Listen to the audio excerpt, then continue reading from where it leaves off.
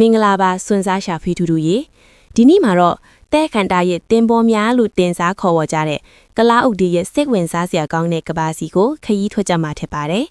ဒီအန်အိုးပွဲကောင်းတဲ့တထဝါရီဟာကမ္ဘာပေါ်မှာအပင်ပန်းဆုံးရဲ့အကျဉ်းတန်းဆုံးပတ်ဝန်းကျင်ဒီမှာရှင်သန်နိုင်ဖို့ထူးခြားစွာပြောင်းလဲဖွဲ့စည်းထားကြပါတယ်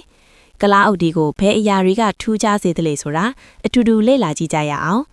ရှင်သန်မှုအတွက်ထူးခြားသောကိုခန္ဓာ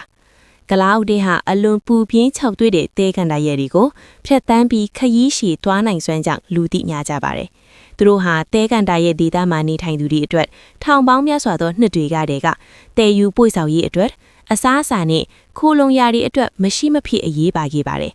ကလားအုပ်ဤခိုးအစာနဲ့ရေရှားပါတဲ့တဲခန္ဓာရဲ့ထဲမှာရှင်သန်မှုအတွက်ဒီခိုးတွေကအလွန်အရေးကြီးပါတယ်အစာဝါလင်တွေကလားအုပ်တကောင်ရေခိုးဟာတင်းရင်ပြီးထောင်မဲ့နေတတ်ပေမဲ့အစီဓာတ်ကုန်ခန်းသွားတဲ့အခါမှာတော့တင်းငယ်သွားပြီးဘေးကိုတွဲကျသွားတတ်ပါတယ်။ရေတောက်သုံးမှု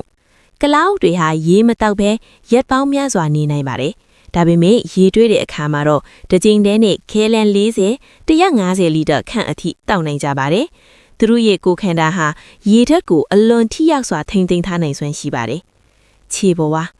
သူတို့မှာပြားပြီးအသားထူတဲ့ခြေပေါ်ဝါးတွေရှိတာကြောင့်တဲတဲကိုကျွံမသွားပဲလမ်းလျှောက်နိုင်ပါတယ်။လမ်းလျှောက်တဲ့အခါခြေပေါ်ဝါးကပြန်ကားသွားပြီးရွေးတရာနီရဲ့တဲတွေပေါ်မှာဟန်ကျက်ညီညီသွားနိုင်စေပါတယ်။အစားအစာနဲ့အမှုအကျင့်များကလားအုပ်တွေဟာအပင်စားတထဝါတွေဖြစ်ပါတယ်။တဲကန်တရဲထဲမှာ6